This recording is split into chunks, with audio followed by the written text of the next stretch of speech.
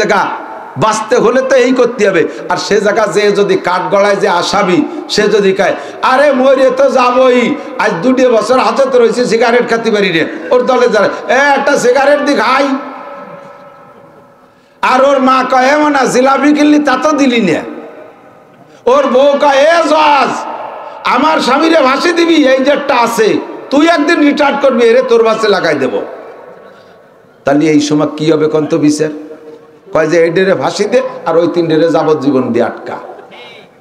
ঘটনা তাই হয়ে যাবে না? আপনার নামে আজকে রাত্রে শবে বরাতে লিখতেছে কত নেগেটিভ, কত উল্টো পাল্টা, আর আপনি সেই রাত্রে মসজিদে যে প্যাকেট প্যাকেট জিলাপি খাচ্ছেন আর ফুর্তি করতেছেন আর নাচে গিয়ে বেড়াচ্ছেন আর হালুয়া রুটি খাচ্ছেন, গরু খাচ্ছেন, গোস্ত খাচ্ছেন, রুটি খাচ্ছেন, দামি দামি খাবার, নাম রাখছে সবে বরাত। তার মানে আজকের বরাতে যদি ভালো দেয় তাহলে সারা বছর ভালো হবে না রে মনা, তা না। এই রাতটা হলো কান্নাকাটির রাত আর পরের দিনটা হলো না খাওয়ার দিন। কুমু লাইলাহা ওয়া সুমু ইয়াওমাহা, নবী পাক বলেন রাত্রে জেগে ইবাদত করো আর কান্নাকাটি করে চাও, আর দিনের বেলা অনশন ধর্মঘট করো। অনশন ধর্মঘট করো না খাইয়া, রোজা থেকে ইফতারি সামনে করে নিয়ে বসে আল্লাহ রেখো, আল্লাহ গত রাত্রে যা চাইছি ও না দিলি খাবো না। ইফতারির সময় আল্লাহ কয় না খাও খাও খাও, তুমি রাতভর যা চাইছো সব তোমারে দিয়ে দিলাম। আমাকে কয় রাতভর চাবি, ছেলে দাও, মেয়ে দাও, বউ দাও, বাচ্চা দাও, ব্যবসা দাও, বাণিজ্য দাও, ভাত দাও, কাপড় দাও, দালান দাও, কোটা দাও, গাড়ি দাও, বাড়ি দাও, সব দাও, রাতভর চাবি। আর দিনই অনাশন ধর্মঘট করবি, না খাইয়ে পড়ি থাকবি কাই তৈয়া। ইফতারির সময় থাল ভরিয়ে নিয়ে কই খাবো না যতক্ষণ দোয়া কবুল না হয়। মাগরিবের সময় আল্লাহ কয় তোর সব চাওয়া পূরণ করে দিলাম, কন্যা সুবহানাল্লাহ। খাওয়ার একটা দিন আছে, সেটাও আল্লাহ শিখাইতেছে। নবী পাক বলেন মুহররম মাসের 10 তারিখে দিনের বেলা রোজা রাইখা রাত্রে যদি পরিবারের সদস্যদেরকে নিয়ে যার যেমন সাধ্য আছে ভালো খানা খায়, আল্লাহ তাআলা আগামী 1 বছর রুজির বরকত বাড়ায় দেয়। খাবেন মুহররমের 10 তারিখ, শবে বরাত খাওয়ার রাত না, হালুয়া রুটির রাত না। বাদ দেন হালুয়া রুটি, বাদ দেন হালুয়া রুটি। আমাদের ছোটবেলায় ঈদুল ফিতরে যে কয়টা গরু জবাই হতে না দেখছি, এখন শবে বরাতে তার চেয়ে বেশি গরু জবাই হয়, তার চেয়ে বেশি পোল্ট্রি জবাই হয়, ঠিক কি ঠিক না? আর কি হালুয়া রুটি, এগুলো বাদ দেন, সম্পূর্ণ বেদাতি কারবার। আল্লাহ নবী বলেন আলা ওয়া ইন্না খায়রাল কালামে কালামুল্লাহ, দুনিয়ার সবচেয়ে ভালো কথা আল্লাহর কথা। ওয়া খায়রাল হাদি হাদি মুহাম্মাদিন সাল্লাল্লাহু আলাইহি সাল্লাম, আর সবচাইতে ভালো পথ প্রদর্শন মুহাম্মদুর রাসূলুল্লাহর পথ প্রদর্শন। ওয়া ইন্না মুহদাসাতিল উমুরে ওয়া ইন্না কি বলা হয় ওয়া খায়রাল হাদি হাদি মুহাম্মাদিন সাল্লাল্লাহু আলাইহি সাল্লাম ওয়া কুল্লু মুহদাসাতিন বিদআ। আর যত নতুন আবিষ্কার আছে, যত নতুন আবিষ্কার ধর্মের নামে, এগুলোর নাম বেদাত।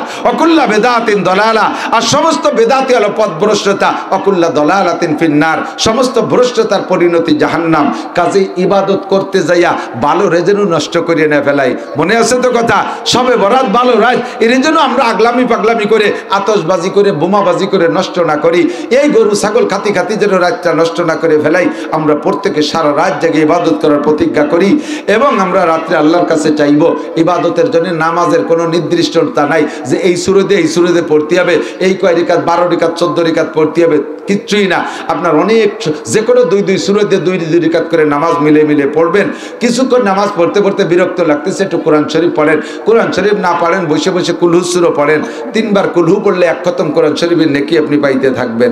এভাবে মিলমিল করে পড়তে থাকেন। এরপরে আপনি তাতেও বিরক্ত লাগতেছে, কিছুক্ষণ জিকির করেন, কিছুক্ষণ জিকির করেন। জিকির করতে করতে বিরক্ত লাগতেছে, একটু মুনাজাত করেন। মুনাজাতের পরে আর কোনো ইবাদত করা যায় না তা না, মাঝে একবার মুনাজাত করে বেড়াইছেন, আবার ইবাদত করেন, আবার করেন, আবার খানিক পরে আরেকটা মুনাজাত দেন, কারণ মুনাজাতই ইবাদত। নবী পাক বলেন আর দোয়া হুয়াল ইবাদা, দোয়াই হলো আলাদা একটা ইবাদত। এজন্য আমরা শবে বরাতে আর এই ইবাদত যেমন শারীরিক ইবাদত করছি, ও রাত্রে আপনি অনুদানের ইবাদত করতে পারেন, ও রাত্রে অনুদানের ইবাদত করতে পারেন। আপনি মানুষকে 10টা টাকা দিলেন, 20টা টাকা দিলেন, 50টা টাকা দিলেন, 1000 টাকা দিয়ে দিলেন, ইমাম সাহেবকে টাকা দিলেন, মুয়াজ্জিনরে দিলেন, গরিবরে দিলেন, ফকিররে দিলেন, যত দেবেন এটা মালি ইবাদত। এই রাতটা ভর আমরা ইবাদতের মধ্যে কাটানোর চেষ্টা করব। ইনাকা ইয়াকফিকাল আমালুল কলিল سبحانك لا علم لنا إلا ما علمتنا إنك أنت العليم الحكيم رب اشرح لي صدري ويسر لي أمري واحلل عقدة من لساني يفقهوا قولي رب زدني علما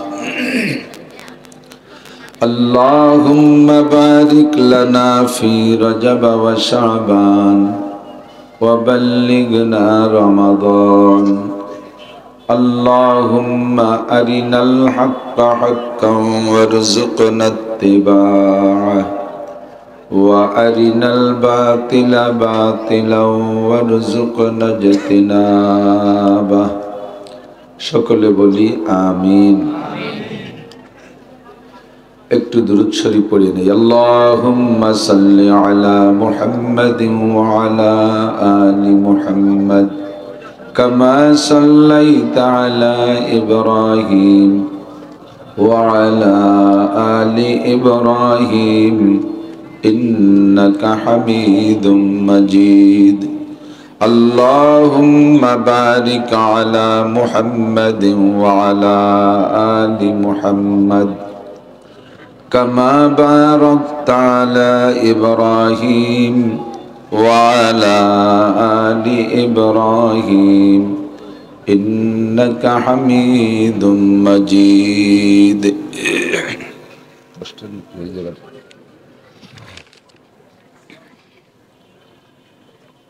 রাজৌর থানার মোড় কুটিবাড়ি জামে মসজিদ যুব সমাজ ও প্রবাসীদের উদ্যোগে আয়োজিত দ্বিতীয় বার্ষিক ওয়াজ মাহফিল।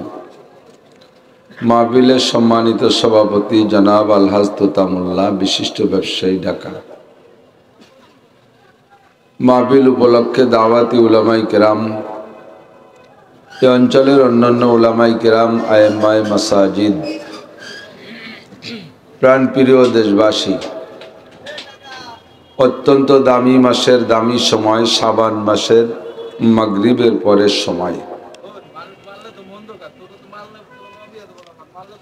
আম্বিয়া আলাইহিমুস সালাতু ওয়াস সালামের ওয়াজ করা এবং তাদের উপস্থিতি সাহাবায়ে কেরাম শ্রোতাদের ওয়াজ শোনার সুন্নতি টাইম ফজর বাদ আর মাগরিব বাদ। আমাদের নবীও বেশিরভাগ বয়ান করতেন ফজর বাদ আর মাগরিব বাদ। তো মাগরিবের পরের এই সুন্নতি বয়ানের টাইমটা অনুসরণ করে আল্লাহ পাক থানা সদরের বাজারের হাজারো ব্যস্ত মানুষের মধ্য থেকে বাছাই ছাঁটাই করে আমাদেরকে পছন্দ করে আগে আগে ডেকে নিয়ে আসছেন। এজন্য আমরা শুকর আদায় করি আলহামদুলিল্লাহ। অল্প সময়ে ডাইনে বামে এদিক সেদিক খেয়াল না করি, খেয়াল রাখি।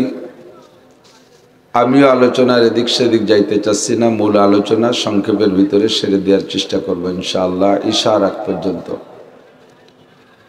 দুনিয়ায় সবচাইতে ভালো জায়গার মন্দ জায়গা আমাদের সকলেরই জানা আছে।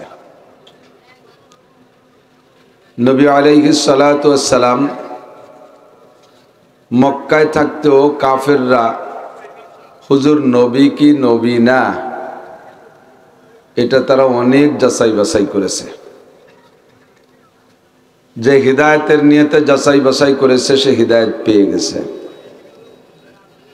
আর যে নবীকে বিপদগামী করার জন্য, হেরাস করার জন্য প্রশ্ন করেছেন, যাচাই বাছাইতে লেগেছে, সে পথভ্রষ্ট হয়ে গেছে।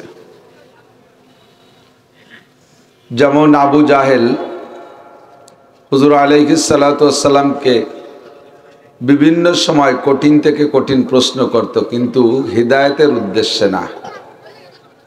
ওর ধারণা যে এমন জটিল কঠিন প্রশ্নের জবাব মোহাম্মদ দিতে পারবে না, আর আমি অপপ্রচার দেব, এটা ধোঁকাবাজ। একদিন খুব নির্জনে যাইয়া মুঠের ভিতরে 6 খান ছোট্ট পাথর নেছে, এমন জায়গার থেকে নেছে যে কেউ যাতে না জানে। ওখান থেকে মুঠ বন্ধ কইরা হুজুরের কাছে এসে বলতেছে, ভাতিজা তুমি আসমানের খবর বলো, জমিনের নিচের খবর বলো, আরশে গিয়েছো, এক রাত্রে বাইতুল মুকাদ্দাস, সিদরাতুল মুনতাহা, বাইতুল মামুর, জান্নাত জাহান্নাম সব দেখে আসছো এবং দুনিয়ায় বসে সব জায়গার খবর কও। তুমি বলো তো আমার মুঠের মধ্যে কি আছে? এটা তো বেশি দূরে নাই যে তোমার চোখের সামনে ধরলাম, বলো তো আমার মুঠের মধ্যে কি আছে। তো হুজুর আলাইহিস সালাতু ওয়াস সালাম তো গায়েব জানেন না, মুঠের মধ্যে যা আছে এটা তো গায়েব। আমাদের অনেকের আকীদা আছে আমাদের পীর সাহেব গায়েব জানে, এটুকার নাউজুবিল্লাহ। হুজুরকে আল্লাহ বলতে বলছেন, কুল লাউ কুনতু আলামুল গায়বা লাস্তাকসারতু মিনাল খায়র। হে নবী, উম্মতকে আপনি বলে দেন যে আমি যদি গায়েব জানতাম তাহলে কোনো ক্ষতি আমাকে স্পর্শ করতো না, যত কল্যাণ আর মঙ্গল সব আমি অর্জন করতাম। গায়েব জানি না বিদায় কোন দিক দিয়ে মায়ের এসে পাথর এসে আমার মাথায় লাগে আর আমি আহত হয়ে যাই, পাথর এসে আমার দাঁতে লাগে আমি দাঁত ভেঙে পড়ে যাই। যদি জানতাম যে এভাবে ভবিষ্যতে আমার গায়ে পাথর লাগবে তাহলে আমি সেখানে যেতাম না। আমাকে লবিদ ইবনে আসম জাদু করে একটা মাস পাগলের মতো বানায় রাখছে, যদি জানতাম যে কোথায় জাদু করছে তাহলে জাদু প্রথম দিনে আমি উঠে ফেলতাম। আমি গায়েব জানি না। তো আবু জাহেলের মুঠের মধ্যে কি আছে এটা তো সত্যি হুজুর জানেন না। হুজুর চক্ষু বন্ধ করে বসে ভাবতেছেন, প্রশ্নের উত্তর না দিতে পারলে তো সারা দেশ ভরে গেয়ে বেড়াবে যে মুহাম্মদ একটা ধোঁকাবাজ মিথ্যাবাদী, তার কাছে ওহী আসে এই ফাও কথা সব মিথ্যে কথা কয়। কাজে এই প্রশ্নের জবাব না দিতে পারলে তো চরম ব্যর্থ। হুজুর বসে বসে ভাবতেছেন, ইতিমধ্যে আল্লাহ পাক রব্বুল আলামিন জিবরিল আলাইহিস সালামকে পাঠিয়ে দিয়েছেন। জিবরিল এসে বলছেন, মা তাস্তাহজান ইয়া রাসূলুল্লাহ, হুজুর কি চিন্তা করতেছেন? হুজুর বললেন, আবু জাহেল তো দেখতেছে না, জিবরাইল হুজুরের কানে কানে কথা কয়, হুজুর জানে যে জিবরাইল।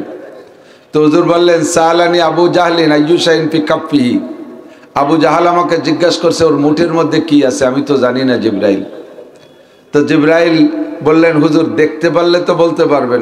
দেখবো কিভাবে, তো মুঠ চিপে ধরে বসে রয়েছে। তো জিবরাইল বললেন, হুজুর আপনাকেও দেখানো হবে, সাথে সাথে ওই পাথরেও নিজেরাই বলে উঠবে যে মুঠের মধ্যে কি আছে, ওর মুঠে যা আছে তাতেও বলে উঠবে। কানে কানে বলে দিলেন, আবু জাহেলের মুঠের মধ্যে 6খান পাথর আছে, একটু পরেই এক্ষুনি এই 6 পাথরেই কলেমা পড়ে উঠবে। তো পাথরে বলার আগে একটু আপনি বলে দেন যে তোমার মুঠে 6খান পাথর আছে। তো হুজুর মুস্কি হেসে আবু জাহেলকে বললেন, চাচা তোমার মুঠে যা আছে তাকে আমি বলবো না মুঠে যা আছে তাতেই বললে ভালো হয়? তা আবু জাহেল কয়, ভাতিজা কথা বাড়াইও না, যতটুক বলি অতটুকের উত্তর দাও। আমার মুঠে যা আছে অত তুমি জানো না, অত জীবনেও কথা বলতে পারে না। পাথরের কথা কয় নাকি? আমার মুঠে যা আছে তাতে কথা বলতে পারে না, তার জবান নাই, তুমি শুধু বললেই হবে মুঠে কি আছে। তো হুজুর বললেন, তোমার মুঠে যা আছে তাতেও বলবে আর আমিও বলি, গুপ্তে শশপারা মুজাররদ দস্তে তুস সঙ্গে হা আন্দর কবে বু জাহলে বুদ গুপ্তে কায়ে আহমদ বগোই চিস্তে জুদ গুপ্তে শশপারা মুজাররদ দস্তে তুস বশনু আজহারে কে তু তসবিহ দরাস। হুজুর বললেন, চাচা তোমার মুঠের মধ্যে 6খান পাথর আছে, এক্ষুনি 6 পাথরে কলেমা পড়বে। কন্যা সুবহানাল্লাহ। পাথরেও কি পড়বে? কলেমা পড়বে, তসবিহ পড়বে, আল্লাহর কলেমা পড়বে। বলতে না বলতে মুঠের মধ্যে 6খান পাথরে পড়ে উঠছে, আশহাদু আল্লা ইলাহা ইল্লাল্লাহ ওয়া আশহাদু আন্না মুহাম্মাদান আবদুহু ওয়া রাসূলুহু। সুবহানাল্লাহ, আল্লাহু আকবার। 6খান পাথরে যখন কলেমা পড়ে উঠছে, আবু জাহাল মুঠের থেকে পাথরগুলোকে দূরে ছুঁড়ে মেরে বলে, গুপ্তে নাবুদ মিসলে তু সাহের দেগার সাহেরারা সার তুই ও তাজ সার। বাতিজা, এতদিন মনে করতাম তুমি সাধারণ একজন জাদুকর, মানুষের উপরে জাদু করে করে তাদের তোমার দলে নিয়ে যাচ্ছ। আজকে দেখি তুমি সমস্ত জাদুকরদের লিডার, তোমার চাইতে বড় জাদুকর হয় না। একটা জড় পদার্থ পাথর, তারে দিয়েও তুমি কলেমা পড়াও। তোমার জাদু এত পাওয়ারফুল। ছে कंकरू ने सब पढ़ा कलेमा तैयब वो जहले न लाया मगर ईमान मोहम्मद वो जहले न लाया मगर ईमान मोहम्मद। 6খান পাথরে কলেমা পড়লো, কিন্তু আবু জাহেল কলেমা পড়লো না। 2 माह के लड़के ने दी हजरत की गवाही अशजार भी पहचानते हैं शान मोहम्मद, जब गुंगों ने की आपकी तस्दीक रिसाला, फिर क्यों न होगा कोई सना खान मोहम्मद। एक बुबा आइसे, बुबा रेजरी नहीं आइसे, আইসে কয় মোহাম্মদ এই বুবা যদি কলেমা পড়ে তাহলে আমরা পড়বো। কত বড় বেয়াদব! যে বুবা জীবনে কথাই বলতে পারে না, সে বুবা কলেমা পড়বে আর কথা বলা আলাদা পড়বে না। হুজুর কয় ইকরা ইয়া আসাম আবকাম, ইয়া আবকাম ইকরা কালেমাতান তাইয়্যিবা, এ বুবা কলেমা পড়। বলার সাথে সাথে বুবা পড়ে উঠছে লা ইলাহা ইল্লাল্লাহ মুহাম্মাদুর রাসূলুল্লাহ। বুবা ওই যে কলেমা পড়ছে, তো কলেমা পড়ে রসুলের দলে চলে গেছে। এতদিন সব চিকিৎসা যে আমারে কথা বলা তুই পারিস নাই, আর মুহাম্মদ আমারে কয় কলেমা বল, আমার জবান খুলে গেছে। কাজে মুহাম্মাদই সত্য নবী, তোরা সব ভুয়া। ঠিক কি ঠিক না? 2 মাসে ছোট একটা বাচ্চারে নিয়েছে, যে বাচ্চায় কথা কইতে পারে না, কয় যে এই বাচ্চায় যদি কলেমা পড়ে তাহলে আমরা বলবো। হুজুর কয় ইয়া বুনাইয়া ইকরা কালিমাতান তাইয়্যিবা, এ পুলা কলেমা পড়। বলার সাথে সাথে দুধের বাচ্চা কোলের মধ্যে পড়ে উঠছে, আশহাদু আল্লা ইলাহা ইল্লাল্লাহ ওয়া আশহাদু আন্না মুহাম্মাদান আবদুহু ওয়া রাসূলুহু। এমন করে 32 অলৌকিক ঘটনা দেখাইছে হুজুর। মক্কায় থাকতে এরকম প্রশ্নের সম্মুখীন হয়েছেন। মদিনায় যাওয়ার পরে ইহুদিরা আবার শিক্ষিত, ইহুদিরা তো আসমানি কিতাব, মক্কার কাফেররা কিন্তু কোনো লেখাপড়া, ধর্মীয় লেখাপড়া জানতো না। ওদের পূর্বপুরুষের ধারাবাহিকতায় মূর্তি পূজা করত। কিন্তু ইহুদিরা আলেম ছিল, ইঞ্জিলের আলেম, তৌরাতের আলেম। নাসারারা ইঞ্জিলের আলেম, ইহুদিরা তৌরাতের আলেম। তো মদিনার এক ইহুদি বড় আলেম পণ্ডিত, ও আইসা হুজুরকে জিজ্ঞেস করছে, ইয়া মুহাম্মদ আইয়ুল বুকাতে আহাব্বু ইলাল্লাহ ফিদ দুনিয়া ওয়া আইয়ুল বুকাতে আবগাদু ইলাল্লাহ ফিদ দুনিয়া। মুহাম্মদ, তোমারে নবী বলে স্বীকার করব যদি তুমি বলতে পারো দুনিয়ার সবচেয়ে ভালো জায়গা কোনটা আর সবচেয়ে খারাপ জায়গা কোনটা। এটা আপনারাও জানেন না? সবচেয়ে ভালো জায়গা কোনটা, সবচেয়ে খারাপ জায়গা বাজার। ঠিক না? তো হুজুরও জানেন, কিন্তু হুজুরের জন্য আল্লাহ তাআলা একটা সার্টিফিকেট দিয়ে রাখছে। সেই সার্টিফিকেটের কারণে হুজুর নিজের থেকে বলেন, আগের থেকে আল্লাহর কাছ থেকে শোনা না থাকার কারণে, জানা না থাকার কারণে হুজুর নিজের বুদ্ধিমতে জবাব দেন নাই। হুজুর সম্পর্কে আল্লাহর বক্তব্য হলো মা ইয়ান্তিকু আনিল হাওয়া ইন হুয়া ইল্লা ওয়াহয়ুন ইউহা। আমার মুহাম্মদ কখনো নিজ থেকে কোনো কথা বলে না যতক্ষণ পর্যন্ত আমার পক্ষ থেকে শিখিয়ে দেয়া না হয়। কন্যা সুবহানাল্লাহ। হুজুর এই জন্য নিজের জ্ঞান মতে, বুদ্ধিমতে এই প্রশ্নের জবাব দেন নাই, কিন্তু আমরা অনেক সময় দিয়ে থাকি। জি, কোরআন হাদিস কিছু জানে না, আর পড়তেও পারে না কোরআন শরীফ। সে দেই যে চার দোকানে বসে বসে কয় আল্লাহ কি কইছে জানো, আল্লাহ যা কইছে সব কয়া শুরু করে দেয়। যদি জিজ্ঞেস করি আল্লাহ কোন আয়াতের মধ্যে কইছে, আয়াতটা ভরো দি, কয় যে সবটার আয়াত পড়া লাগে নাকি। এরকম কিছু কিছু মুফতি আছে না চার দোকানে, মুফতি আবুল বাশার ফতোয়া দেয় না, ফতোয়া দেয় বিড়ি খাওয়া মুফতি, অত তাড়াতাড়ি মুখ খোলা যাবে না। তো হুজুর যাইনিও জবাব দিলেন না, হুজুর চুপ করে বসে, এ বাবারা তাড়াতাড়ি ভাই, সময় নষ্ট হচ্ছে, তাড়াতাড়ি ভাই, নড়িস না। তো হুজুর জানা নিজের বুঝ মতে জবাব না দিয়ে চুপ করে বসে আছে, আর ইহুদি মনে মনে ভাবতেছে এই মনে হয় মোহাম্মদ ফেল করে। ইতিমধ্যে জিব্রাইল আইছে। হুজুর কি চিন্তা করেন, কয় যে আমারে ইহুদি জিজ্ঞেস করছে দুনিয়ার সবচেয়ে ভালো জায়গা কোনটা, মন্দ জায়গা কোনটা। আমি যা জানি তা জবাব দেইনি, জিব্রাইল তুমি বলো তো। জিব্রাইল কয় হুজুর আমিও যা জানি তাও কব না, শুনি আসি উপরেতে। জমিনের মালিক, ভালো জায়গার মালিকও যে আল্লাহ, মন্দ জায়গার মালিকও সেই আল্লাহ। খাসিটাও বানাইছে যে আল্লাহ, সুগরটাও বানাইছে সেই আল্লাহ, দুধও বানাইছে যে আল্লাহ, মদও বানাইছে সেই আল্লাহ। তো হালাল হারাম আর ভালো মন্দর বিচার তার কাছ থেকে শুনিয়াছি, কোনটাকে উনি ভালো বলেন আর মন্দ বলেন, তাহলে তো হবে বেশি সুন্দর। হুজুর বললেন জিব্রাইল তুমি আবার আজকে জবানের কবে আসো, আসতে যদি দেরি হয়ে যায় তো এই ইহুদি তো সারা দেশ ঘুরে বলে বেড়াবে যে মোহাম্মদের কাছে সামান্য একটা কথা জিজ্ঞেস করছি যা সাধারণ পাবলিক, চার দোকানের বিড়ি খাওয়া পাবলিকও জানে, তাই মোহাম্মদ কইতে পারলো না, এত অপপ্রচার দেবে। তো তুমি কত দেরি হবে আসতে? জিব্রাইল বললেন হুজুর কত তাড়াতাড়ি আসলে ভালো হয়। হুজুর বললেন তুমি কত তাড়াতাড়ি আসতে পারো? কাফি তারফাতিল আইন, চোখের পলকে আমি আসবো আর যাবো। কতটুক টাইম? চোখের পলক। আসলে চোখের পলকে তো অনেক সময় লাগে না, এর চেয়ে বেশি সময় অবশ্যই লাগবে, কিন্তু কথার কথা বলে চোখের পলক, ঠিক না? একজনে পাঠাইছেন জাদি ওই দোকানের থেকে 200 গজ দূরের একটা দোকানের থেকে আপনি কিছু আনতে পাঠাইছেন, যাবি আর আসবি চোখের পলকে। তো 200 গজ যাইতে আসছে কি চোখের পলকে সম্ভব? তাই তো চোখের টানি ধরে রাখতে হয় যাতে পলক না মারে। তো এখানে চোখের পলক মানে খুব দ্রুত, খুব তাড়াতাড়ি আসবো। সত্যি গেছেন আর অল্পক্ষণের মধ্যে চলে আসছেন। তো আসছে যখন, তখন জিবরাইলের চেহারার মধ্যে হাসি হাসি খুশি খুশি ভাব বেশি। হুজুর বললেন, জিবরাইল, যে খবরের জন্য পাঠাইছে ওই খবর ছাড়া কি আরো নতুন খবর আছে খুশি খুশি ভাব? তো জিবরাইল বললেন, হুজুর আর একটা নতুন খবর আমার ব্যক্তিগত জন্য অর্জন হয়েছে। সেটা হলো, অন্যদিন আমি আসমানে যাই, সিদরাতুল মুনতাহা পর্যন্ত যাই, আমার 2টা ডানা দিয়ে স্বাভাবিকভাবে উড়ে যাই। তা আমার 2টা ডানাকে একবার বাড়ি মারলে 1 সেকেন্ডে 1,86,000 মাইল পথ যাই। আজকে আপনার এই খবরটা খুব দ্রুত আনবো এই উদ্দেশ্যে আমি আমার 600 ডানা ব্যবহার করছি, যাতে খুব তাড়াতাড়ি আসতে পারি।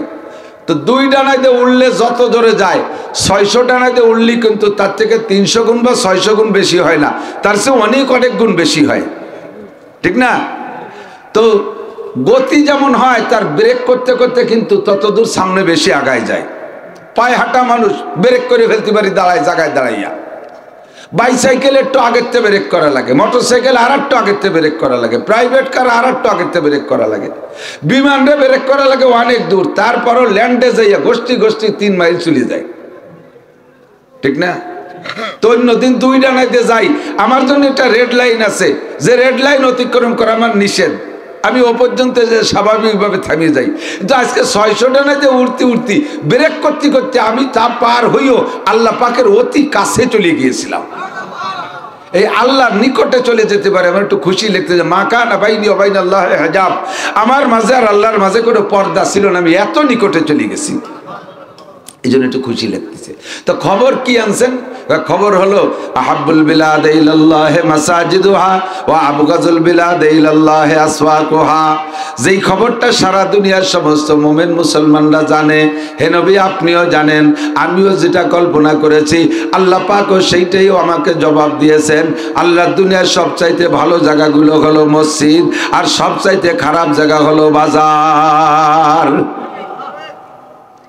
হুজুর যখন খবর শোনাই দিলেন ইহুদিকে, হে ইহুদি, আহাব্বুল বিলাদ ইলাল্লাহি মাসাজিদুহা, আল্লাহর দুনিয়ায় সবচেয়ে ভালো জায়গা মসজিদগুলা, আর সবচাইতে খারাপ জায়গা হলো বাজার। বলার সঙ্গে সঙ্গে ইহুদি বুঝে ফেলাইছে এটা বিশ্ব নবী মুহাম্মদুর রাসূলুল্লাহ, কোন নবী রাসূল ছাড়া এই প্রশ্নের জবাব এত সুন্দর দিতে পারে না। সঙ্গে সঙ্গে ইহুদি পড়ে নিল লা ইলাহা ইল্লাল্লাহ মুহাম্মাদুর রাসূলুল্লাহ। পড়বেন না আপনারা? একটু পড়ে ফেলাই, লা ইলাহা ইল্লাল্লাহ মুহাম্মাদুর রাসূলুল্লাহ। আমার নবী এর পরে বললেন, আমার সাহাবায়ে কেরামদের স্বভাব হবে একরকম, আমার আখিরি উম্মতের স্বভাব হবে আরেক রকম। আমার সাহাবায়ে কেরামদের স্বভাব হবে সবচাইতে ভালো জায়গা বেশিক্ষণ থাকতে মনে চাইবে, সবচেয়ে ভালো জায়গা মসজিদ। ভালো জায়গা কোনটা? আমার সাহাবায়ে কেরামদের স্বভাব সবচাইতে ভালো জায়গা মসজিদ, মসজিদে তারা বেশিক্ষণ থাকতে চাই। আর বাজার খারাপ জায়গায়, এরা বাজারে বেশিক্ষণ থাকতে চায় না, বাজারে জরুরত ছাড়া হলে তাড়াহুড়া করে চলে আসে।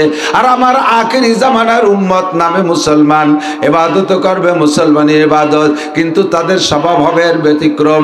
তাদের মসজিদে যায় বেশিক্ষণ থাকতে মনে চাবে না, বাজারে যাইয়া দিন ভরে থাকতে বিরক্ত লাগবে না। হযরত ওমর ইবনে খাত্তাব রাদিয়াল্লাহু তাআলা আনহু একদিন এক সাহাবার বাড়ির কাছে যে জিজ্ঞেস করছে, আফিল বাইতে ফুলান, এ বাড়ি কি অমুক আছে নাকি? বাড়ি অমুক আছে। বলার পরে বাড়ি থেকে বড়রা কেন জব দিলে দেয় নাই। ছোট্ট একটা বাচ্চা বেরিয়ে আসছে, যাকে ডাকছে তার সন্তান, তার ছেলে। জিজ্ঞেস করছে, মানেন তা আপনি কে? কয় আনা ইবনুহু, আমি হলাম যাকে তালাশ করছেন, যাকে ডাকছেন তার ছেলে। আইনা আবুকা, বাবা তোমার আব্বা কোন জায়গায়? কয় জাহাবা ফিসুক, আমার আব্বা বাজারে গেছে। মাতা জাহাবা, কখন গিয়েছে? কয় আল আন, এই মাত্র গেল। কে আসবে? কত দেরি হবে? বাজারে কি কি কাজ? কয় সায়ার যেও, বেশি দেরি হবে না, যাবে আর আসবে। দুইজনে কথা শেষ করতে না করতে লোকটা বাজার থেকে চলে আসছে। হযরত ওমর বললেন, আপনি না এইমাত্র বাজারে গেলেন, আবার এত তাড়াতাড়ি চলে আসলেন, তা কেন গেলেন বাজারে? এত তাড়াতাড়ি গেলেন? তো লোকটা বলতেছে, আমি নবী পাকের কাছ থেকে শুনেছি বাজারে যে কোনো জায়গায় যাইয়া নেকি আর গুনাহ কেনা বেচা করা যায়। আমি বাজারে গেছি কিছু গুনাহ বিক্রি করতে, আর বাজারে গিয়েছি কিছু নেকি কিনতে। কয় বাজারে কোন গলিতে নেকি কিনা বেচা হয়, কোন গলিতে গুনাহ কিনা বেচা হয়? কয় যে কোনো গলির মধ্যেই কিনা বেচার ব্যবস্থা আছে। সিস্টেমটা কি ভাই তুমি একটু কও। ও লোকটা বলতেছে, আমার স্বামী তুমি রাসূলুল্লাহ, আপনি কি এই কথা রাসূলের কাছে শোনেন নাই? সব কথা তো সব সাহাবা শোনে নাই। যখন ওমর ছিলেন না তখন হয়তো হাদিসটা বলেছেন। ওই সাহাবা বলে, আমি নবী পাকের কাছে শুনেছি যদি কোনো ব্যক্তি বাজারে যাইয়া ছোট্ট একটা দোয়া পড়ে, দোয়া পড়ার সঙ্গে সঙ্গে তার আমল নামা থেকে 10 লক্ষ সগীরা গুনাহ মাফ হইয়া যায়। 10 লক্ষ গুনাহ মাফ হওয়ার পরে আল্লাহ পাক ফেরেশতাকে বলে, ওই 10 লক্ষ গুনাহ যে মাফ হয়ে গেছে ওর শূন্য স্থান নেকি দিয়ে পূর্ণ করে দাও। সাথে সাথে 10 লক্ষ নেকিও লিখে দেওয়া হয়। মাত্র একটা দোয়া পড়লে 10 লক্ষ গুনাহ মাফ, 10 লক্ষ নেকি দেওয়া হয়। আমার বাজারে কোনো কেনাকাটা ছিল না, শুধুমাত্র দোয়াটা পড়ছি, পড়তে যে দেরিয়ার সঙ্গে সঙ্গে চলে আসছি। যেহেতু বাজার নিকৃষ্ট জায়গা, মিথ্যে কথার আড্ডা, দোকাপাখির জায়গা, ঠগাঠগির জায়গা, ক্রেতাও ঠগায় বিক্রেতাও ঠগায়।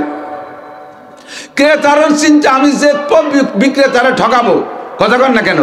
কিনতে যাই আমরা জিতার ধান্দা করি না, আর ব্যবসা আলাও জিতার ধান্দা করে, সে তো ব্যবসায়ী করবে। ক্রেতা যে কেলে সে দাম দর ঠিক করিয়া 500 টাকা দাম দর ঠিক করে 400 টাকা দিয়ে কয় ভাই আর 100 টাকা আগামীকাল বা আগামী সপ্তাহে হাটে এসে দেব। আর উনি বছরের মধ্যে সেই গলিতে হাঁটে না। বাজারের দোকানদাররা সত্যি কথা কান, এরকম কাস্টমার পান কি পান না আপনারা মাঝে মাঝে? 500 টাকা দাম দেওয়া, ওর নিয়তি আছে যে দামাদামি হলে তো জিততে পারবো না, হাতে ধরি 100 টাকা মার দেবো।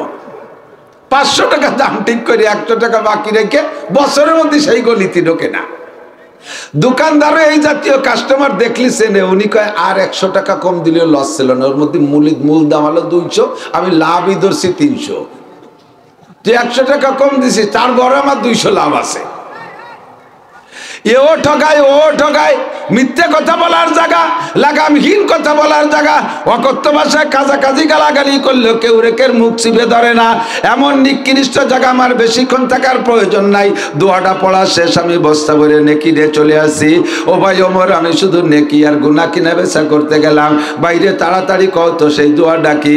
ওই লোকটা সাহাবা শুনাই দিলেন, লা ইলাহা ইল্লাল্লাহু ওয়াহদাহু লা শারীকা লাহু লাহুল মুলকু ওয়া লাহুল হামদু ইহয়ি ওয়া ইউমীতু ওয়া হুয়া হাইয়্যুল লা ইয়ামুতু বিয়াদিহিল খায়র ওয়া হুয়া আলা কুল্লি শাইইন কাদির। অনেক বড় না, অনেক বড় না। একটু উলামায়ে কিরামের কাছ থেকে দোয়াটা, বাজারে তো ডেলি 2-4 বার আসেন, যে কয়বার আসবেন ওই কয়বার পড়বেন, আর 10 লক্ষ করে গুনাহ মাফ হবে। সগীরা গুনাহতে কি পরিমাণ আমার আপনার আমলনামার ভিতরে অতর্কিতভাবে ঢুকে যাচ্ছে, এ যদি চোখ দিয়ে দেখতে পারতেন তাহলে আপনি পাগল হয়ে যেতেন।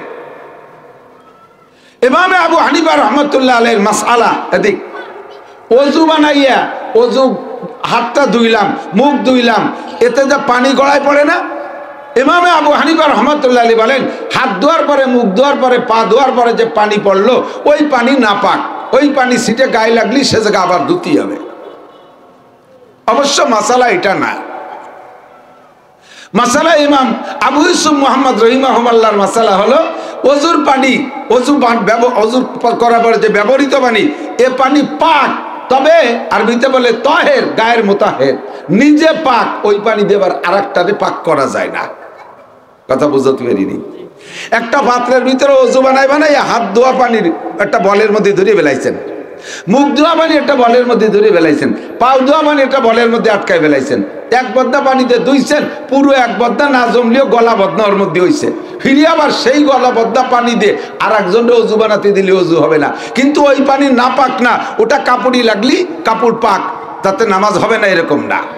ইমামে আবু হানিফা বলেন ওই পানি না পাক। কেন বলেন? কেন বলেন? কয় কি, আমি দেখি, আমি সচক্ষে দেখি, যখন বান্দা গুনাহ ওযু বানায় তখন তার হাতে যে গুনাহ ছিল এই গুনাহ ওযুর পানির সাথে বেয়ে বেয়ে পড়ছে, নিচে যে পানি জমছে ওই পানির মধ্যে আমি গুনাহ দেখি। আর গুনাহ না পাক, গুনাহ কি? নাপাক। অজু বানাইলে হাতের থেকে সগীরা গুনাহ ধুয়ে যায়, অজু বানাইলে মুখের থেকে সগীরা গুনাহ ধুয়ে যায়, অজু বানাইলে পায়ের থেকে সগীরা গুনাহ ধুয়ে যায়। আর যাদের চোখ আছে তারা অজুর পানির মধ্যে গুনাহগুলো দেখে, আর গুনাহ নাপাক, এই জন্য কয় ওই পানিও নাপাক। কিন্তু ওই পানির হাতের থেকে বাঁচা বড় কঠিন, এই জন্য ফুকাহায়ে কেরাম ফতোয়া দিয়েছে না ও পানি পাক, ও পানি ছিটে গায়ে লাগতেই পারে, পারে কি পারে না, পানি লাগতে পারে। যে কথা বলছি যে গুনাহ যদি চোখ দিয়ে দেখতেন কি পরিমাণ সগীরা গুনাহ দৈনন্দিন আমার আপনার আমলনামায় জমা হচ্ছে, আপনি তো মনে করবেন একবার যে এক বাজারে এক দোয়া পড়ছি 10 লক্ষ গুনাহ মাফ, তো 20 বছরের গুনাহ একবারে মাফ হয়ে গেছে। আপনার ডেলি ডেলি হাজার হাজার লাখ লাখ গুনাহ হয়ে গেছে, আপনি জানেন না। তো বাজারে যতবার আসবো কত কিছু মুখস্থ করলেন, কত কিছু মুখস্থ করলেন, এই দোয়াটা মুখস্থ করা যাবে না? নিকৃষ্ট জায়গাকে উৎকৃষ্টে পরিণত করতে পারবেন, সবচেয়ে নিকৃষ্ট জায়গায় এসে আপনি বস্তা ভরে নেকি নিয়ে বাড়ি যেতে পারবেন, পারা যাবে না ইনশাআল্লাহ। এরপরে বলে পরবর্তীতে গেলাম আর এক সাহাবার বাড়ি, যে জিজ্ঞেস করলাম আপিল বাইতে ফুলান এ অমুক কি বাড়ি আছো নাকি? ভিতরের থেকে ছোট্ট একটা বাচ্চা এসে কয় লাইসা বিল বাইত, আমার আব্বা বাড়ি নাই। আইনা জাহাবা, বাবা তোমার বাপ কোন জায়গা গেছে? জাহাবা বিল মসজিদ, আব্বা মসজিদে গেছে। মাতা জাহাবা, কখন গেল? কয় গেছে ফজরের নামাজ পড়তে, ফজর পড়তে গেছে। মাতা ইয়ারজু, কখন আসবে? কয় লা আলামু, এইটা কইতে পারবো না, জোহর পড়ে আসতে পারে, আসর পড়ে আসতে পারে, মাগরিব পড়ে আসতে পারে, অথবা একবারে ঈশা পড়ে আসতে পারে, অথবা ঈশার পরে যদি মসজিদে 2 লুকমা খাবার পায় আমার আব্বা রাত্রে বাড়িতে নাও আসতে পারে।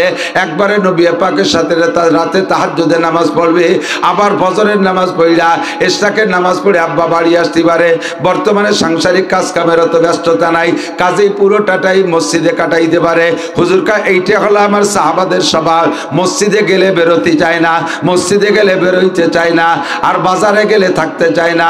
আর আমার আখিরি জামানার উম্মতের স্বভাব হবে বাজারে গেলে আর বাজারেতে বেরোতে চায় না। যদি যে জিজ্ঞেস তোর বাপ বাড়িয়েছে, কয় না। কোথায় গেছে? কয় তো রাজৈর বাজারে গেছে। কখন গেছে? সকালে ঘুমাতে উঠে 9টার দিক মেসাক করতে করতে গেল। আসবে কখন? কয় যে নাও আসতে পারে, নির্বাচনের গণ তো, যদি কোনো মেম্বারের পিস ধরতে পারে তাহলে চা নাস্তার অভাব হবে না, দিনই নাও আসতে পারে। রাতে একবারে টেলিভিশনের আখেরি মোনাজাতের পরেও আসতে পারে। কতক্ষণ ঠিক না? এরকম মানুষ আছে না নাই? সবচেয়ে নিকৃষ্ট জায়গায় আকর্ষণ বেশি, ওর মধ্যে টানে ভালো, ও জায়গায় যাইতে মনে চায়। বাড়িও চা আছে, বাড়ি চা আছে, পানি আছে, বাতি আছে, কেতলি আছে, জ্বালাই খাইলে খাইতে পারেন, কিন্তু বাড়ির চাই মজা নাই, বাজারে চাই মজা। অথচ বাজারের চার চাইতে বাড়ির চা মানসম্মত, ঠিক না? নিজের বাড়িও টেলিভিশন আছে, কিন্তু দোকানের টেলিভিশনে মজা বেশি। বাড়ির ডানে বন্ধ হইতে দোকানেরটা দেয়। এরকম মানুষ আছে না নাই? বহুত আছে। কয় বাজারের খবর কইলে কয় দিনের মধ্যে নাও আসতে পারে। আর যদি বলে বাবা তোর আব্বা গেছে কোন জায়গায়? কয় মসজিদে গেছে। কয় কখন গেল? কয় যেই তো এই মাত্র গেল। কয় কখন আসবে? কয় যাবে আর আসবে, এক টিকিট পড়তেও পারে নাও পারে। সত্যি দেখা গেছে তাই। মসজিদে এই মাত্র গেছে, যার সাথে সাথে গেছে তো একটু দেরিতে, ওই ক্লাসের মানুষ তার আগে যায় না। যাই দেয় যে মসজিদের দরজা যখন দাঁড়াইছে, ইমাম সাহেব সালাম ফিরে দিয়েছে, আসসালামু আলাইকুম রহমতুল্লাহ, আসসালামু আলাইকুম রহমতুল্লাহ, সালাম ফিরে দে, না আর পড়াই হলো না, যাকে ঝুঁকি মারি দিয়ে এটি চিনিয়েছি। ওই পুলাজা করছে তাই। মসজিদে এই মাত্র গেল আর এখনই আসবে, এক রেখাত পড়তেও পারে নাও পারে। এই স্বভাবের মুসল্লি আছে না নাই? হুজুর বলেন মুনাফিকের কয়েকটা আলামত হুজুর বলেছেন, একটু এসে গেল কয়ে যাই। মুনাফিকের কয়েকটা আলামত হুজুর বলেছেন। 1 নম্বরে এই যে হাদ্দাসা কাযাবা, মুনাফিকের 1 নম্বর আলামত হলো মিথ্যে কথা কয়। 2 নম্বরে ওয়াইজা ওয়াদা আকলাফা, কিনা বেচা কথায় কাজে মানুষের কাছে ওয়াদা করে তা খিলাফ করে। 3 নম্বরে ওয়াইজা তুমিনা খান, মুনাফিকের কাছে যা আমানত রাখা হয় তা খেয়ানত করে, নষ্ট করে দেয়। বহুত মুনাফিক এই সাথে আমানত খেয়ানত করেওয়ালা, একেবারে ব্যক্তি জীবন থেকে নিয়ে আন্তর্জাতিক জীবন পর্যন্ত পদে পদে যত বড় অফিসার তত বড় খেয়ানত করেওয়ালা, যত বড় কন্ট্রাক্টর তত বড় খেয়ানত করেওয়ালা, যত বড় লিডার তত বড় খেয়ানত করেওয়ালা, তত বড় মুনাফিক। 3 নম্বর। 4 নম্বর ওয়াইজা তাকাল্লামা ফাজারা, মুনাফিকের আরেকটা আলামত হলো মুনাফিক কথায় কথায় বকাবকি করে, কথায় কথায় চালে চালে বক্তি চালে থাকে, অকথ্য ভাষায় কাজায়। বিশেষ করে নারী আর পুরুষদের সরঙ্গা দিয়ে উচ্চারণ করে একটা শব্দ বলে নিজস্ব ভাষায়, এটা সারা দুনিয়ায় আছে। আরবিরা আরবি ভাষায় বলে, ইংরেজরা ইংরেজি ভাষায় বলে, উর্দুরা উর্দু ভাষায় বলে, আমাদের বাঙালিরা বাংলা ভাষায় বলে। এই যে নারী পুরুষের সরঙ্গা উচ্চারণ করে দম করে মারিয়ে দেয়, এইটা করিস ওইটা করিস, বাংলায় বাংলায় কয়, এই ভাষাগুলো বড় জঘন্য। হুজুর বলেন, আমি মেরাজে যে দেখলাম এক শ্রেণীর মানুষের মুখের আকৃতি জাহান্নামের মধ্যে আছে, তারা শরীর পুড়তিছে আগুনে, মুখের আকৃতিটা নারীদের সরঙ্গার মতো। একটু লজ্জা পালেন না? একটু বলেন না নাউজুবিল্লাহ। নারীদের সরঙ্গার মতো মুখের আকৃতি। ওই লোকটা মোমেন, ওই লোকটা নামাজও পড়েছে, ওই লোকটা অন্যান্য ইবাদত করছে, ওই লোকটা কলেমা পড়া, ওই লোকটা জান্নাতে যাবে, অবশেষে জান্নাতে যাবে। কবে জান্নাতে যাবে?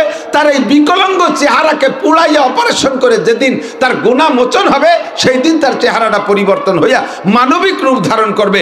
এরপরে তাকে আবে হায়াতে গোসল করে জান্নাতে পাঠাবে। কিন্তু তার আগে লক্ষ লক্ষ কোটি কোটি বছর তার ওই অপরাধের কারণে মুখের আকৃতি নারীদের সরঙ্গার মতো হয়ে থাকবে।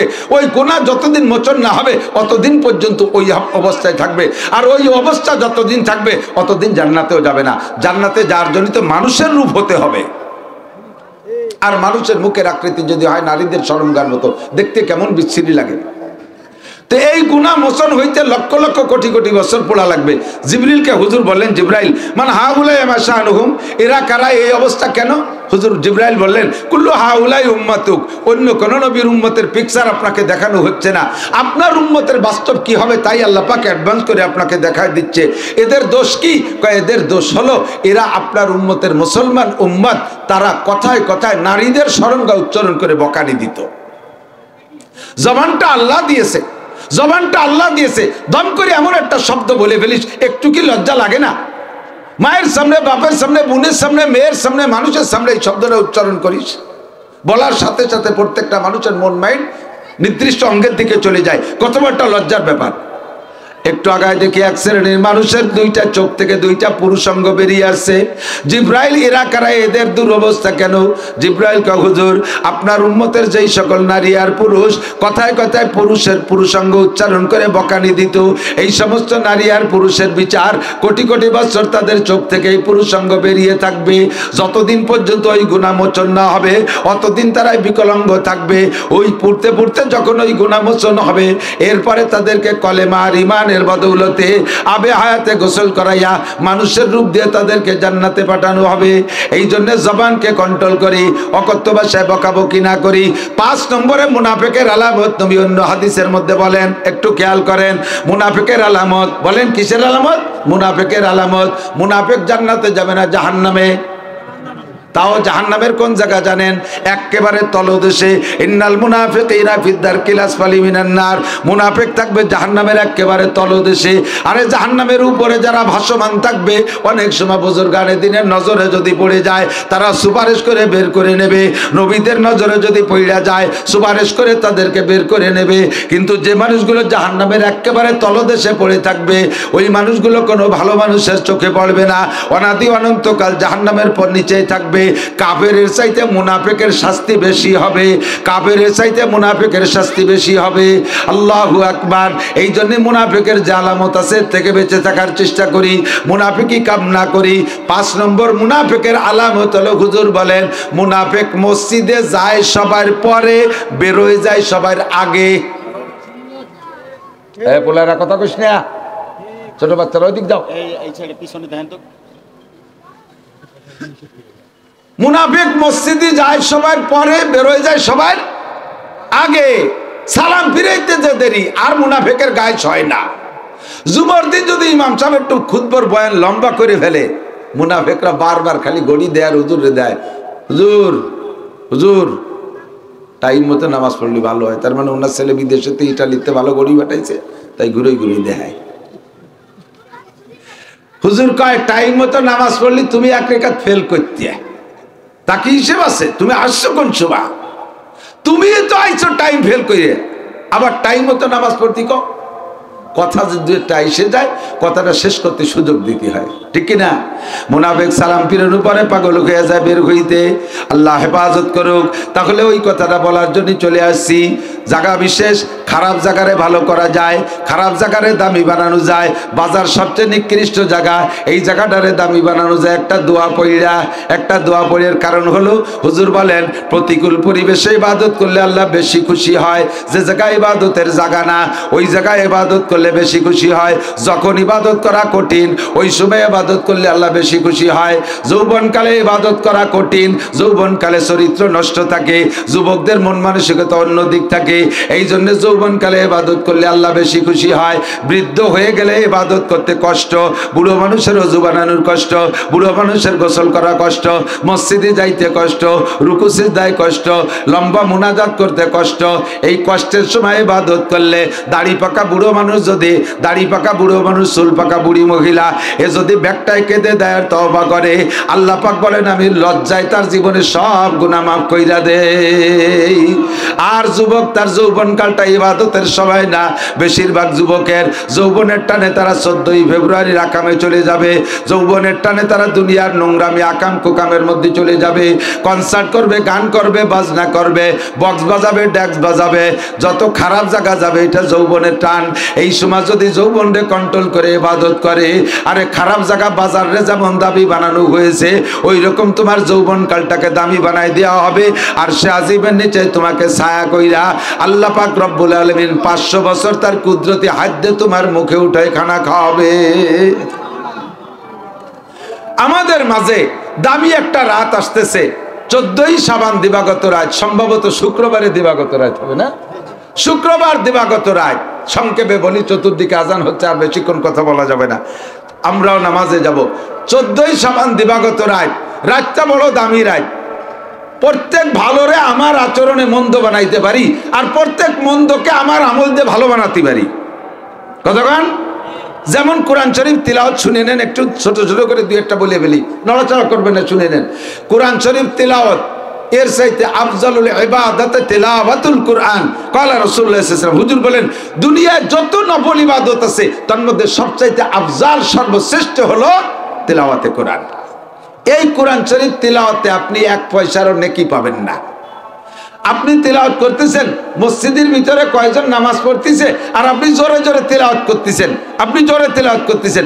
আপনার তিলাওয়াতের কারণে যদি তাদের নামাজের ত্রুটি হয়, তাহলে আপনি এই তিলাওয়াতে নেকি পাবেন না। মহিলা যদি না ঘরে বসে তিলাওয়াত করে কোরআন শরীফ জোরে জোরে আওয়াজ দিয়ে, আর রাস্তার পুরুষরা যদি তার তিলাওয়াত শোনে, খুদার কসম এই তিলাওয়াতে কোনো নেকি হবে তো না, হবেই না। যত পুরুষ ওই মহিলার তিলাওয়াতের আওয়াজ শুনবে, অত কয়জন পুরুষের সাথে তার আমলনামায় জিনার গুনাহ লেখা হবে। অথচ তিলাওয়াত কত বড় দামি ইবাদত। পক্ষান্তরে জেনারেল শিক্ষা, কেউ কি বলতে পারবেন আমি একটা হাদিসই পাইছি, যে লোকটা ম্যাট্রিক পাস করবে গোল্ডেন এ প্লাস, সে কবর আযাব মাপ। বোঝেন নাই কি কইছে? কোন হাদিসই পাইছেন যে ম্যাট্রিক যদি গোল্ডেন এ প্লাসে পাস করা যায় কবর আযাব মাপ? আইএ পাস করতে পারলি, আইএতে যদি এ প্লাস পায়, তাহলে সে ডাইন হাতে আমলনামা পাবে। এই পাস করে। বিএ পাস করলি বিদ্যুৎ গতিতে পুলসিরাত পার, এমএ পাস করলি বিনা হিসাবে জান্নাতি। পাইছেন কোন কিতাবে? এই যে পাসগুলো কইছে, পাসগুলো করে কি জন্য? দুনিয়া কামাই করার জন্য। আইএ পাস করলে চাকরি হয়, ম্যাট্রিক পাস করলে চাকরি হয়, বিএ পাস করলে চাকরি হয়, এমএ পাস করলে চাকরি হয়, বিসিএস পাস করলে সরকার বাধ্য হয়ে যায় চাকরি দিতে, যে কোনো একটা ভালো পদ তাকে দিতে বাধ্য থাকবে, এই না? এই উদ্দেশ্যেই তো।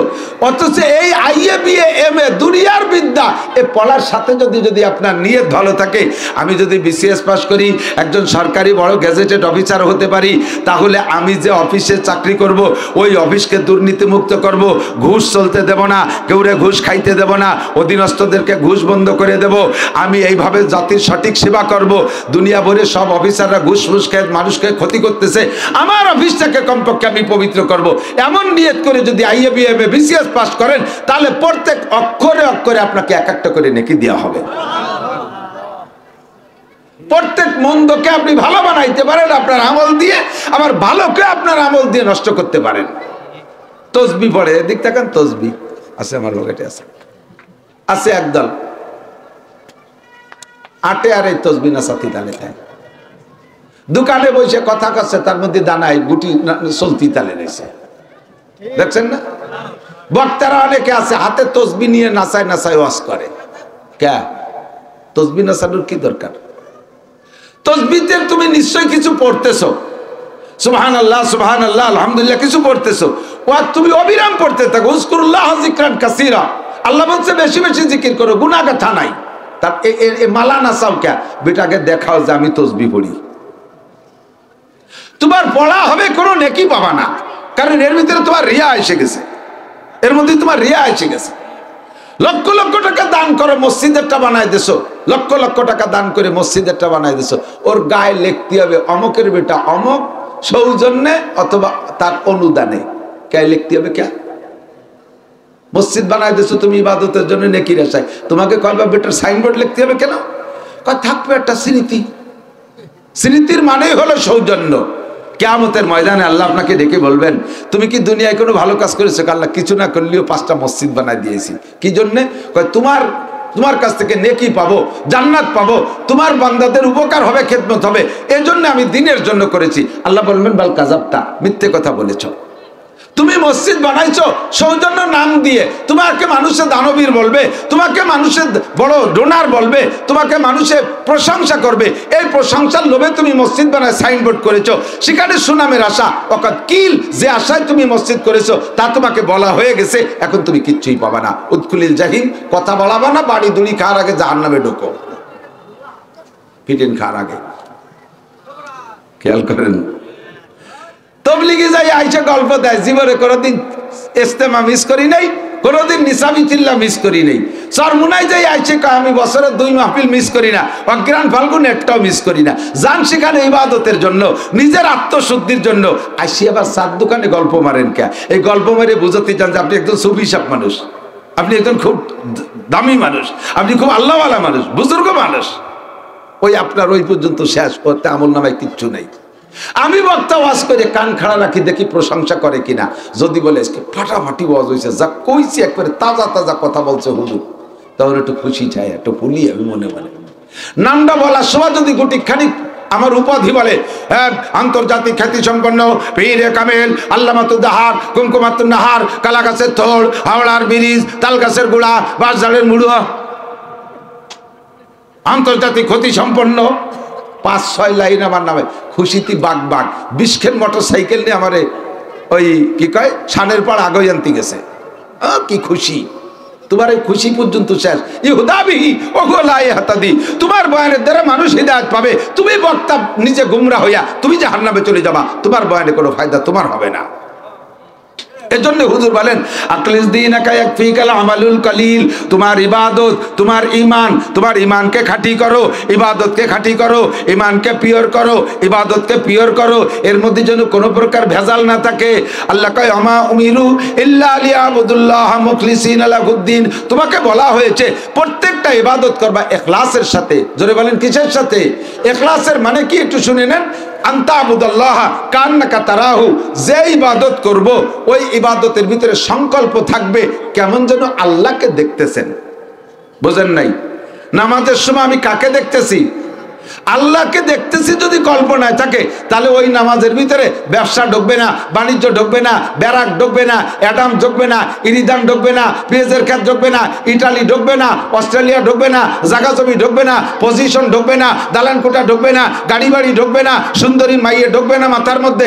একেবারে ফ্রেশ আল্লাহর সামনে দাঁড়ায় ইবাদত করতেছি, এ সময় কোনো মন এদিক থাকবে না। ফাইল্লাম তাকুন তারাহু, যদি অবস্থা এমন না হয় যে আল্লাহকে দেখতেছো, তাহলে কমপক্ষে এতটুকু কল্পনায় রাখো না ইবাদতের মধ্যে যে আমি না দেখলে আমার আল্লাহ আমাকে দেখতেছে, আমি না দেখলে আমার আল্লাহ আমাকে দেখতেছে। এটা খালি নামাজ না, এদিক তাকান, এটা শুধু নামাজ না, প্রত্যেকটা ইবাদত। তিলাওয়াতের সময় আল্লাহ আমাকে দেখতেছে, জিকিরের সময় আল্লাহ আমাকে দেখতেছে, না রোজার সময় আল্লাহ আমাকে দেখতেছে, হজের সময় আল্লাহ আমাকে দেখতেছে।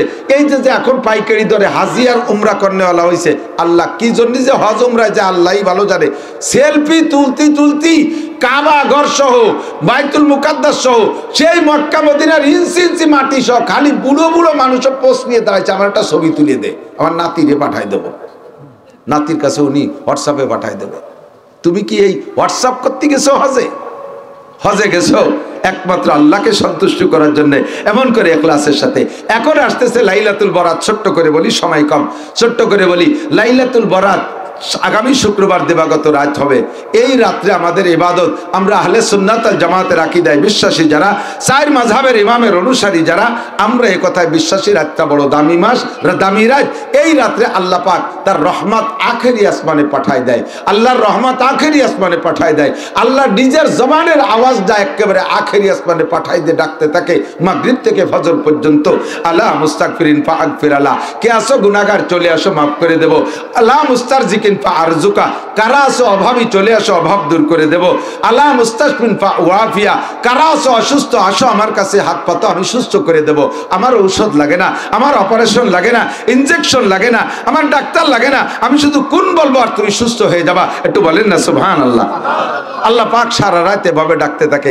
এরপরে হাদিসের শব্দ আলা কাজা আলা কাজা, এইভাবে তিনটে কথা হাদিসের মধ্যে উল্লেখ করে দিয়ে এরপরে এইরকম এইরকম, আলা কাজা মানে কি এইরকম এইরকম। আরো যার যত আছে, আপনার মেয়ের বয়স বেড়ে যাচ্ছে, বিয়ে দিতে পারতেছে না, মালিকের কাছে বলেন আল্লাহ কখন মারা যায় বলা যায় না, মেয়েটার বয়স তো 30 পার হয়ে গেল, একটা ভালো পাত্র জোগাড় করে দাও। আল্লাহ ছেলেটারে বিয়ে দেবো, যত ল্যাংটা মাইয়ে খালি আসে, আল্লাহ একটা দিনদার পর্দা নেশিন তাহাজ্জুদ গুজার একটা ভালো মাইয়ে তুমি মিলাই দাও। আল্লাহ ছেলেটা ইটালি যাবে, ওই লিবিয়া যাইয়া সাগরের মধ্যে আটকে গেছে, এ কথাটা আল্লাহরে বলেন, আল্লাহ তুমি তারে পারের ব্যবস্থা করে দাও। কেঁদে কেটে বলেন, এভাবে আপনার আগামী 1 বছরের রুজি ওই রাত্রে আল্লাহ তাআলা লেখেন। এখন ওই রাত্রে রুজিতে শুধু ভালো লেখে তা না, পজিটিভও লেখে, নেগেটিভও লেখে। এই বছরটা চলে গেল, আর ধরেন 3-4 দিন আছে, শুক্রবার আসতে শবে বরাত আসতে, তাহলে গত বাইরে বরাদ্দ পিরায় শেষ করে ফেলেছি খাইয়ে দিয়ে। এর মধ্যে কি সারা বছর একভাবে ভালোভাবে কাটছে? অনেকের রোগ হয়েছে কিনা, জ্বর কাশি হয়েছে কিনা, পেট খারাপ হয়েছে কিনা, অর্থনৈতিক লাভ লস হয়েছে কিনা, পারিবারিকভাবে অশান্তি আসছে কিনা, সামাজিকভাবে অনেক বাধা প্রতিবাধা আসছে কিনা, রাজনৈতিকভাবে যারা আছেন তাকে তো বিপদের শেষই নাই। এগুলো যে এই সারা বছর লেখছে গত শবে বরাতে, ও কি আপনি জানতেন যে কি কি লেখছে? সেই রাত্রি না জানিয়ে ঠুয়োটা জিলাপি খাইছেন যাইয়ে, আর খুশিতে ভর্তি উড়ে বেড়াইছেন। আগামী শুক্রবারের দিবাগত রাত্রে লেখবে আগামী 1 বছরের লেখা। কি কি লিখবে? খালি আপনি ধনী হবেন, ভালো হবেন, সুখে থাকবেন এ লিখবে তা না। আপনার নামে কি লিখতেছে আপনি জানেন না। আপনি মরবেন না বউ মরবে, না ছেলে পানিতে পড়ে মরবে, না আর একটা ইটালি সাগরের মধ্যে ডুবিয়ে যাবে, না আপনার গাড়িতে আগুন লাগবে, না বাড়িতে আগুন লাগবে, না দোকানে আগুন লাগবে, না কি জেল খাটবেন, যা যা হবে আগামী বছর সব লেখা হচ্ছে, কিন্তু আপনি জানেন না। আপনার নামে এত নেগেটিভ লিখতেছে, আর সেই রাত্রে আপনি খুশিতে জিলাপি খাচ্ছেন। এই রাত্রে কি খুশিতে জিলাপি খাওয়ার রাত? বোঝেন না, আর একটু ভালো করে বোঝেন। আপনি কাঠগড়ায় দাঁড়ানো আছেন, আপনি হলেন মার্ডার কেসের আসামি, একেবারে পিওর মার্ডার কেসের আসামি, পিওর মার্ডার কেসের মধ্যে কোনো ভেজাল নাই, স্পট গ্রেপ্তার, একেবারে নগদে জায়গায় অ্যারেস্ট হয়ে গেছে, পুলিশের সামনে গন্ডগোল। তাহলে এইটা আপনার বিচারে ফাঁসি হবেই নিশ্চিত। সেই দিন আপনার ফাঁসির থেকে বাঁচতে হলে অভিনয়টা কেমন করা লাগবে, সেই অভিনয় না করে যদি আপনি উল্টো অভিনয় করেন, তাহলে আপনার কপালে কি হবে? আপনি কাঠগড়ায় দাঁড়ায় রয়েছেন, যেদিন রায় হবে করজোড় হাত করে চক্ষু বন্ধ করে আপনি জানেন যে ফাঁসি হবে, বয়তে কোন ফাঁকে পেশাব হয়ে গেছে, একেবারে প্যান্ট বাইশিয়ে নিচে কাঠগড়ায় দিয়ে পানি বার হয়ে যাচ্ছে, এর ভিতরে আপনার বয়তে তো আপনি এরকম করতেছেন। যদি আপনাকে বাঁচতে হয়, আপনার বাহ্যিক অনুভূতি কি বলে অভিনয়টা এমন হবে, আপনার মা আছে একটা, আপনার বউ আছে, ছোট্ট একটা বাচ্চা আছে, 3 জন এসে কান্নাকাটি করবে, স্যার আপনার পায়ে ধরি, স্যার আপনার পায়ে ধরি। ছোট বাচ্চাটা 5 বছর বয়স, সে বলতেছে স্যার আমারে ফাঁসি দেন, আমার আব্বারে ছাড়িয়ে দেন, যদি আমার আব্বারে ফাঁসি দেন আমার বুড়ি দাদি কান্তি কান্তি মরে যাবে, স্যার আমারে ফাঁসি দেন, আমার আব্বারে ছেড়ে দেন। এইভাবে বিনয়ের সাথে কাঁদতেছে। তার স্ত্রী কাঁদতেছে, স্যার ওইটাকে যদি ফাঁসি দেন তাহলে আমার বাচ্চাটা আর তার মা দুইজনই এখন স্ট্রোক করে মারা যাবে, আমি ভরা যৌবনে বিধবা হয়ে যাব, আমি গরিবের মেয়ে।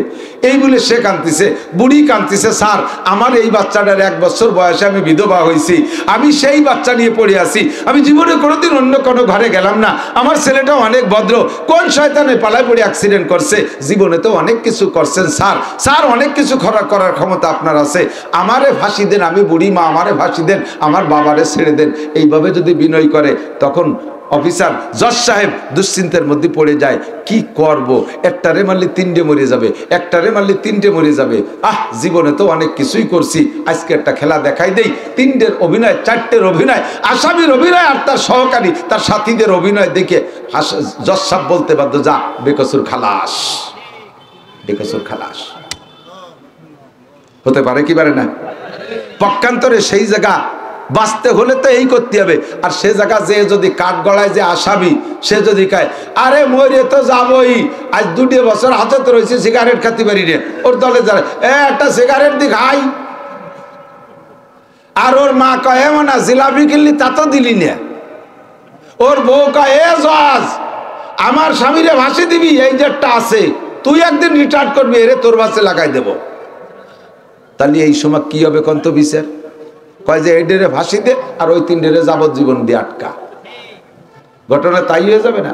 আপনার নামে আজকে রাত্রে শবে বরাতে লিখতেছে কত নেগেটিভ, কত উল্টো পাল্টা, আর আপনি সেই রাত্রে মসজিদে যে প্যাকেট প্যাকেট জিলাপি খাচ্ছেন আর ফুর্তি করতেছেন আর নাচে গিয়ে বেড়াচ্ছেন আর হালুয়া রুটি খাচ্ছেন, গরু খাচ্ছেন, গোস্ত খাচ্ছেন, রুটি খাচ্ছেন, দামি দামি খাবার, নাম রাখছেন সবে বরাত। তার মানে আজকের বরাতে যদি ভালো দেয় তাহলে সারা বছর ভালো হবে না রে মনে, তা না।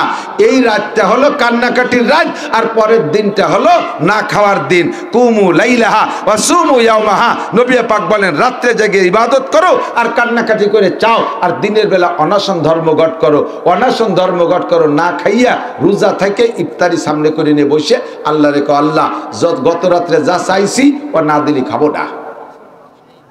ইফতারির সময় আল্লাহ কয় না খাও খাও খাও, তুমি রাতভর যা চাইছো সব তোমারে দিয়ে দিলাম।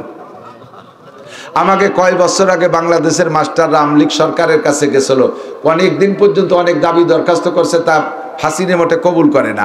লাস্টে যে সব মাস্টাররা পল্টন ময়দানে অনশন ধর্মঘট করছিল, মাস্টারকেও থাকলে সাক্ষী দেন, জানা আছে না যে অনশন ধর্মঘট মানে পেটের উপরে থাল থুইয়ে প্লেট থুইয়ে শীত হয়ে শুয়ে রয়েছে খরার মধ্যে, খাবো না, কিচ্ছু খাবো না। আমাকে কয় বছরের দাবি দরখাস্ত মুনাজাত কবুল না হলি, এখন কোন মাস্টার আবার গোপনে গোপনে যে জুত করে চাটিয়ে খাইয়েছে, আবার থাল পেটের বাদ দিয়ে শুয়ে রয়েছে।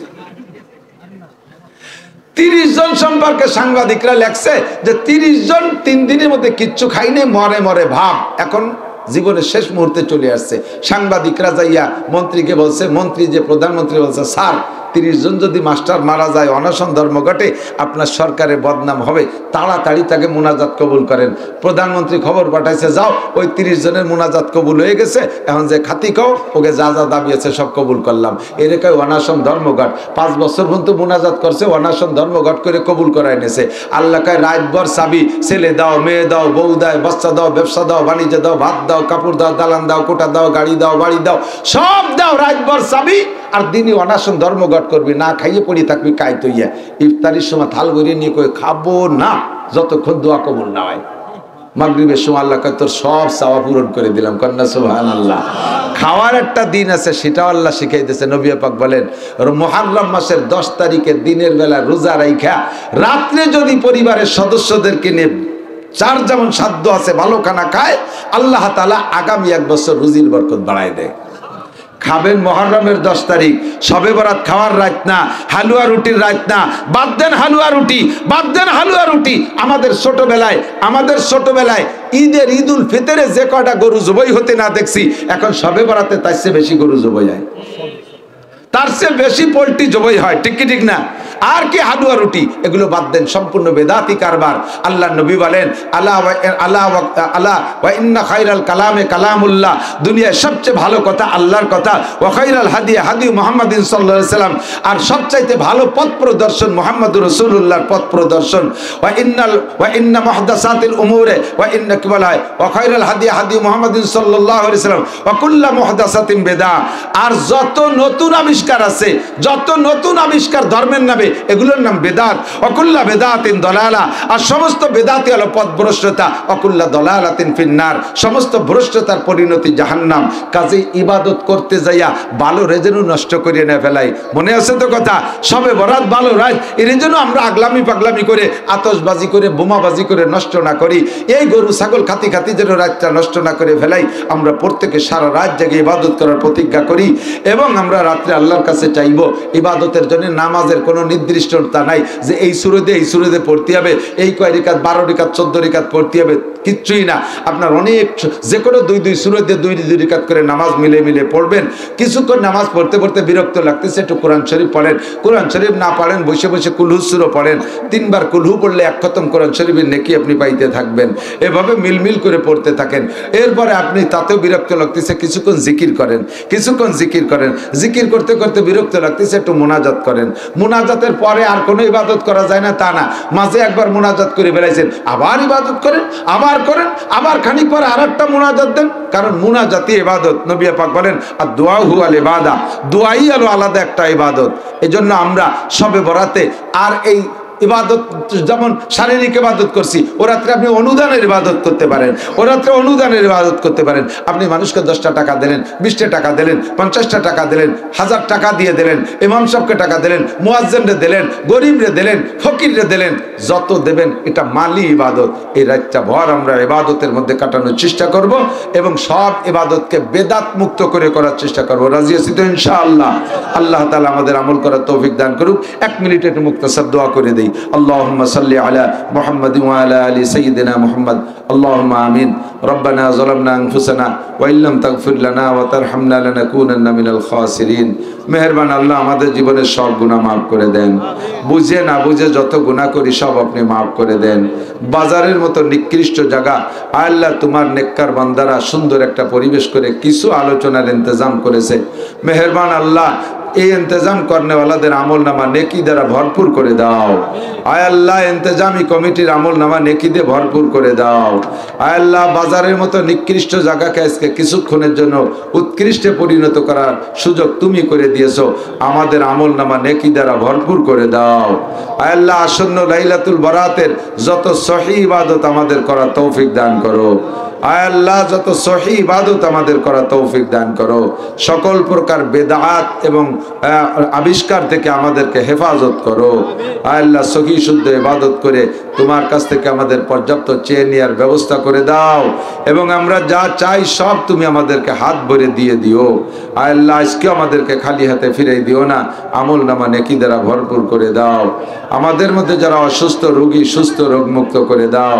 ব্যবসায়ী বাণিজ্যিক ভাইদের ব্যবসা বাণিজ্যে বরকত দান করো। প্রবাসীরা টাকা পাঠাইছে, বাড়ি এসেও মেহনত করেছে, আল্লাহ সব প্রবাসী জীবনকে তুমি সুখময় করে দাও। আপদ বিপদ বালা মুসিবত থেকে হেফাজত করো। তাদের হালাল কামাই রোজগারে বরকত দিয়ে দাও। একামা গ্রিন কার্ড যার যা লাগে সেগুলো তুমি ব্যবস্থা করে দাও। প্রতিমধ্যে অনেকে যাইতে আটকে গেছে, আল্লাহ তাদেরকে সহজে পার করে দাও, তাদেরকে গন্তব্যে সহজে পৌঁছাইয়া দাও। আমাদের দোয়া তোমার হাবিবের তোফাইলে কবুল করে নাও। সাল্লাল্লাহু তাআলা আলা খায়রি খালকিহি মুহাম্মাদিন ওয়া আলিহি ওয়া আসহাবিহি আজমাইন বিরহমাতিকা ইয়া আরহামার রাহিমিন। ইশারের পরে কিন্তু বক্তা রয়েছে 2 জন। আমি তো মাগরিব বাদে একটু সময় নষ্ট করব।